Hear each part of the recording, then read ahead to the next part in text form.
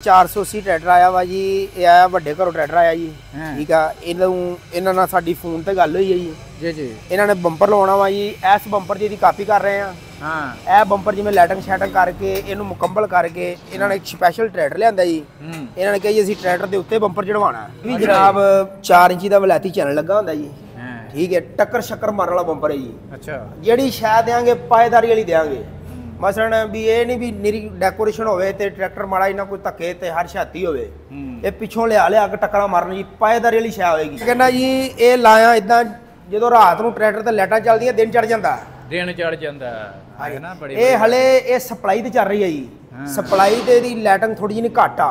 ਜਦੋਂ ਇਹਨੂੰ बैटरी का करंट पूरा मिलता ना जी उदों इन्नी ज़्यादा होर बढ़। अस्सलाम वालेकुम दोस्तों, अपना चैनल पीके यूट्यूब चैनल च खुश आमदीद। दोस्तों अज असीं मौजूद हाँ जी जरांवाला दे विच अलमक्का ज़री इलात वाले। इत्थे जी स्पैशल बंपर तैयार हो रहे ने ਜਿਹੜੇ अजकल काफ़ी ज़्यादा ज़मीनदार पसंद करते हैं बंपर नूं।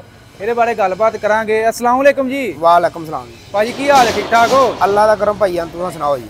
ਤੇ ਭਾਜਨ 480 ਆਇਆ ਸਪੈਸ਼ਲ ਇਹ ਕਿ ਬੰਪਰ ਕਿਵੇਂ ਤਿਆਰ ਕਰਦੇ ਹੋ? ਹੁਣ ਨਾਲ ਤੁਸੀਂ ਲਾ ਰਹੇ ਇਹ ਭਾਈਆਂ 480 ਟਰੈਕਟਰ ਆਇਆ ਵਾ ਜੀ।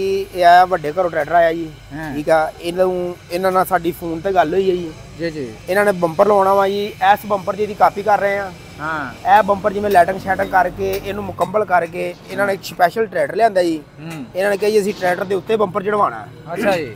ਮਸਲਨ भी ये 19-20 का फर्क ना आए। ठीक है, मैं इन्होंने कहा भी अपना ट्रैक्टर लिया ट्रैक्टर लैके जी। ठीक है, बंपर बन रहा वा। आ मुंडे लगे हुए अपने काम कर रहे हैं।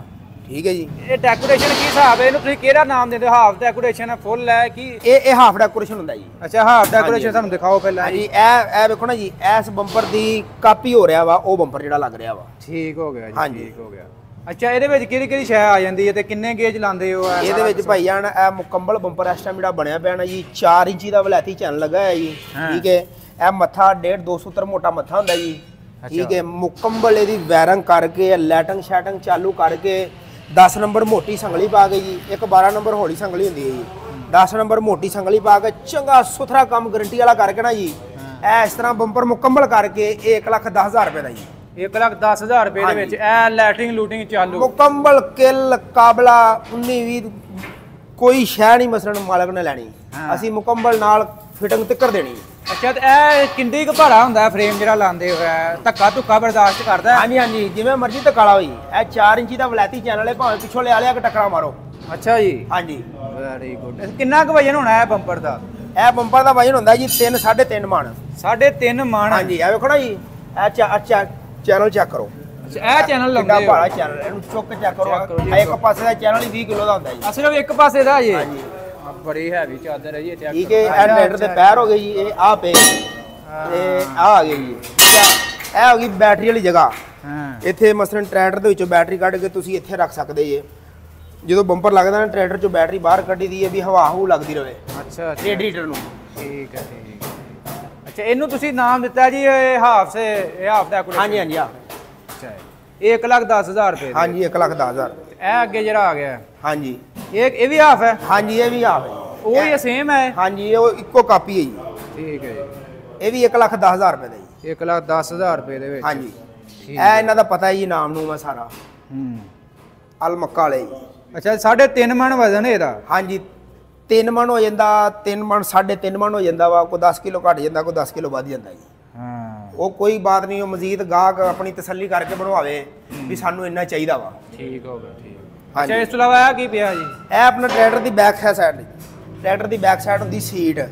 ਇਹ ਅਗਰ ਤੁਸੀਂ ਟਰੈਕਟਰ ਦੇ ਨਾਲ ਲਾ ਲਓਗੇ ਨਾ ਜੀ ਤੁਹਾਡੇ ਮਰਗਾੜ ਵੀ ਕਾਬੂ ਹੋ ਜਾਣਗੇ ਜੀ। ਠੀਕ ਆ, ਤੇ ਇਹ ਡੈਕੋਰੇਸ਼ਨ ਵੀ ਪਿੱਛੋਂ ਬਣ ਜਾਂਦੀ ਹੈ। ਇਹਦੇ ਉੱਤੇ 2-3 ਬੰਦੇ ਵੀ ਬਹਿ ਜਾਂਦੇ ਆ ਜੀ। ਅੱਛਾ, ਹਾਂਜੀ। Very good. ਇਹ ਕੋਣਾ ਜੀ ਪਿੱਛੇ ਇਹਨੂੰ ਗੱਦੀ ਸ਼ੱਦੀ ਲੱਗੀ ਹੋਈ ਹੈ ਸਾਰੀ। ਇਹਦੇ ਉੱਪਰ ਬੰਦੇ ਵੀ 2-3 ਬਹਿ ਸਕਦੇ ਆ। ਠੀਕ ਆ, ਤੇ ਮੇਨ ਇਹਦੀ ਜ਼ਰੂਰਤ ਹੁੰਦੀ ਹੈ ਟਰੈਕਟਰ ਨੂੰ। ਉਹਦੇ ਮਰਗਾੜ ਫੜ ਲੈਂਦੀ। ਬਿਲਕੁਲ। ਮਤਲਬ ਮਰਗਾੜ ਤੇ ਹਿਲਦੇ ਨਹੀਂ ਜੀ। ਇਹ ਕਿਹੜੇ ਟਰੈਕਟਰ ਵਾਸਤੇ ਤਿਆਰ ਕੀਤੀ? ਇਹ 85 ਦੀ ਹੈ ਜੀ। ਇਹ 85 ਦੀ ਹੈ। ਇਹ 85 ਦੀ, ਉਹ 640 ਦੀ।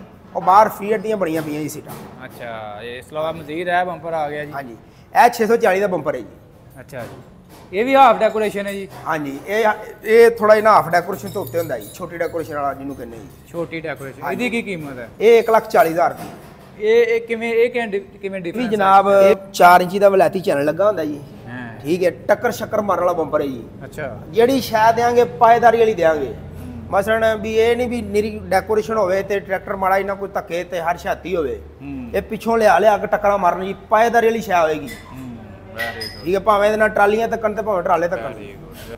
ਅੱਛਾ ਤੇ ਇਸ ਇਲਾਵਾ ਇਹ ਵੀ ਬੰਪਰ ਪਿਆ ਹੈ? ਹਾਂਜੀ ਇਹ 385 ਦਾ ਜੀ।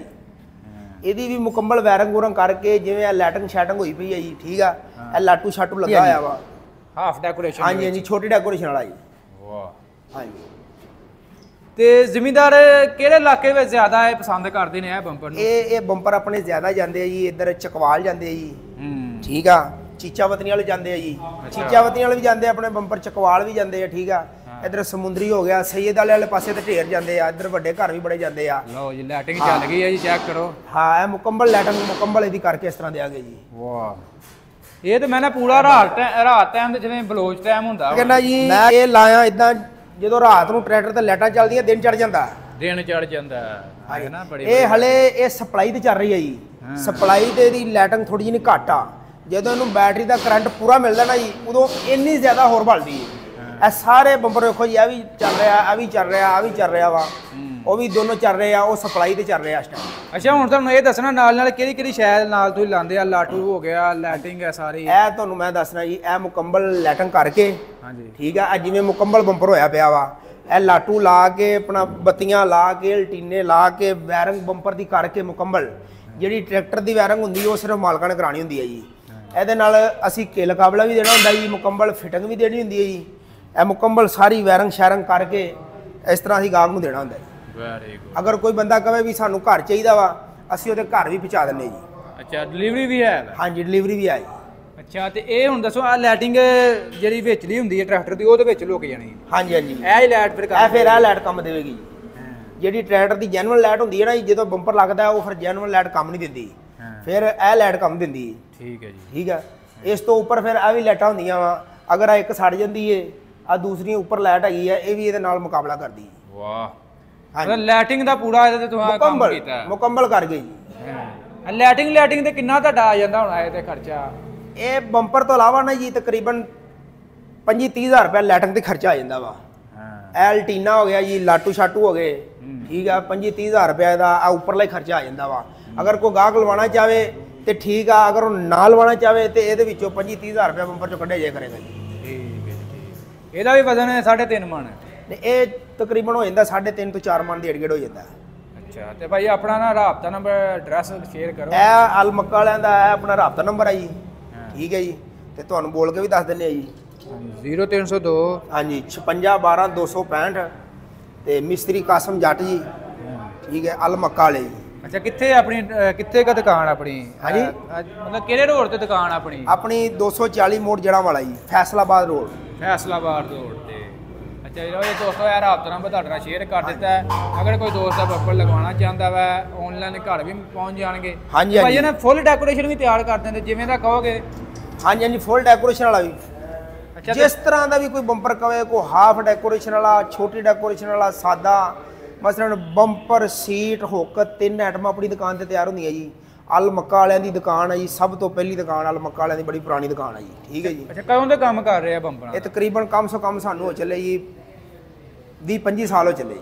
ਵਾਹ ਅੱਛਾ ਤੇ ਇਹਦੇ ਵਿੱਚ ਤੁਸੀਂ ਸਪੈਸ਼ਲਿਸਟ ਬੰਪਰ ਦੇ ਵਿੱਚ ਹੀ ਜ਼ਿਆਦਾਤਰ? ਹਾਂਜੀ ਹਾਂ ਠੀਕ ਹੋ ਗਿਆ ਜੀ ਬਹੁਤ ਮਿਹਰਬਾਨੀ ਸ਼ੁਕਰੀਆ। ਕੋਈ ਬਾਤ ਨਹੀਂ।